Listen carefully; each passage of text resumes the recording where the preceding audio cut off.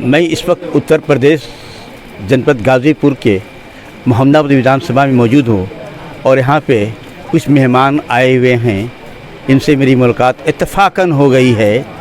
बिहार से आए हुए हैं। मैं इनसे हालात जानना चाहता हूँ कि देश की क्या हालत है और ये लोग क्या तबलीग कर रहे हैं, क्या संदेश दे रहे हैं उत्तर प्रदेश के चुनाव को।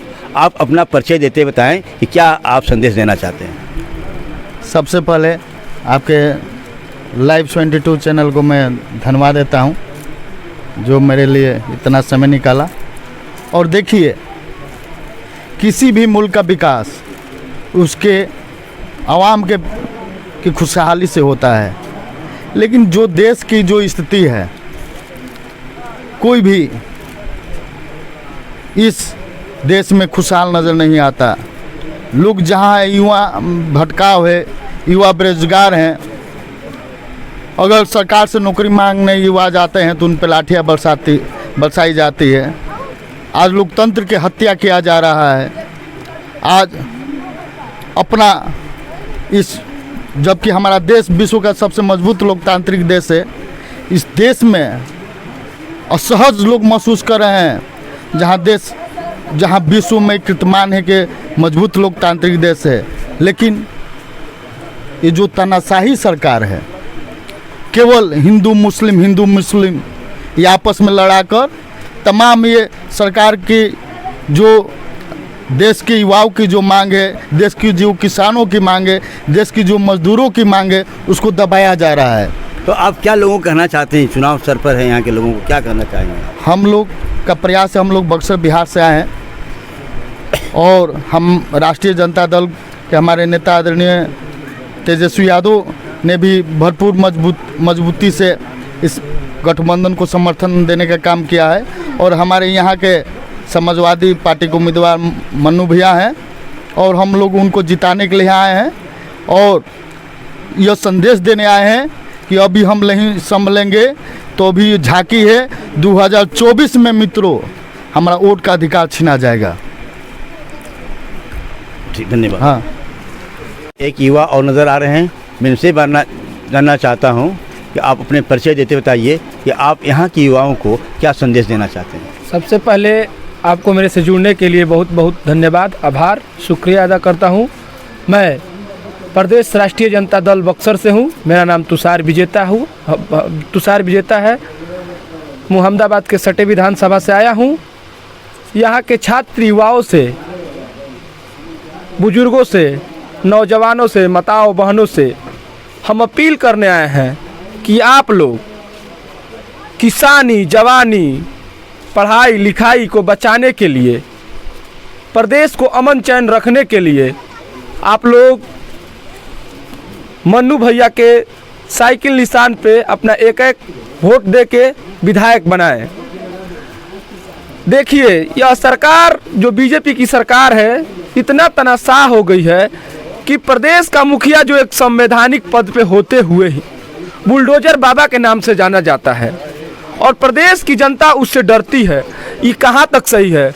प्रदेश में अमन चैन और शांति व्यवस्था रखना है तो आप सभी से हम आग्रह करने आए हैं कि सपा और सुभाषपा गठबंधन के प्रत्याशियों को हर बूथ पे बम्पर वोट से जिताने का काम कीजिए। और जब आप लोग अपने क्षेत्र के विधायकों को जिताएंगे तो सदन में बहस का मेयार उठेगा और प्रदेश के मुखिया युवाओं का अखिलेश भैया बनेंगे। इसलिए हम आप सभी से मोहम्मदाबाद विधानसभा की तमाम मतदाता मालिकों से अपील करने आया हूँ, एक संदेश देने आया हूँ कि यूपी को अमन चैन और शांति रखना है तो आप लोग सुबह 7 बजे सबसे पहले उठ के बिना कोई वर्क किए लाइन में लगकर और हमारे आदरणीय अभिभावक सिमरतुल्ला जी के पुत्र मन्नू भैया के साइकिल निशान पे अपना एक वोट देकर उनको विधायक बनाइए।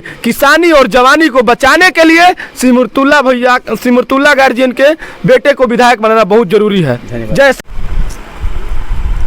आप अपना परिचय देते बताइए कि आप क्या कहना चाहते हैं। सबसे पहले आपके चैनल को धन्यवाद देना चाहते हैं और मेरा परिचय हुआ युवा राजद नेता राजेश यादव, बक्सर से हम लोग आए हुए हैं मन्नू भैया के प्रचार में। रहा बात ये जो चुनाव जो अभी चल रहा है, ये चुनाव 5 साल पहले अखिलेश जी का विकास बनाम 5 साल ये जोगी जी का तनसा। रहा बात कि ये जो सरकार है गरीब वंचित शोषित किसानों के खिलाफ ये सारा जो जाति विशेष रख के जो जोगी जी ने काम किया उसका परिणाम अब जनता देने वाली है। छठे चरण तक तो हम लोग मजबूती के साथ है। 7वां चरण कल ना परसों ही मोहम्मदाबाद ये गाजीपुर जिला या चंदौली सोनभद्र वाराणसी जौनपुर भदोही वगैरह ये सब क्षेत्र में 7वें चरण में चुनाव है। रहा बात कि ये जो जोगी सरकार है ये किसान विरोधी सरकार रही। लखीमपुर के ही आप कांड को ले लीजिए, एक तरफ तो ये लोग नारा देते हैं कि बेटी बचाओ बेटी पढ़ाओ, लेकिन एक तरफ से उन्नाव कांड कर ही लेकर देख लीजिए किन सब इन लोगों ने सुनिश्चित किया। आप बात बोलते हो कि आप कब तक जनता को मंदिर और मस्जिद में लाते रहोगे? जनता तो जागरूक है। आप बोलते हो कि हम राम को लाया, आप बताइए क्या यह वाकई में राम को लेकर आए हैं? ऐसा हो सकता है? हम भी हिंदू है, हम भी राम को मानते हैं, आप भी मुसलमान होंगे, आप भी अल्लाह को मानते होंगे, लेकिन क्या कोई राम को ला सकता है? क्या कोई अल्लाह को ला सकता है? ये लोग को गंदी राजनीति है। और हम लोग यहाँ पर आए हैं, सब जितने भी जनता जनार्दन है, देवी देवता जनता रूपी है, सभी लोग से हाथ जोड़ कर निवेदन है कि मन्नू भैया को जिताए और उत्तर प्रदेश को उत्तम प्रदेश बनाने में सहयोग करे। और जो ये बुलडोजर बाबा जो जिनके नाम से है, इनको गोरखपुर मठ में भेजकर बोल दिया जाए कि आप यहीं पर बुल और डक की रखवाली करें। कितने किसानों की खेत हो जाता है बर्बाद, कोई मुआवजा नहीं मिलता है। लखीमपुरी कांड में उन लोगों को क्लीन चिट मिल जाता है। देश के प्रधानमंत्री एक चुनाव प्रचार बनकर रह गए हैं।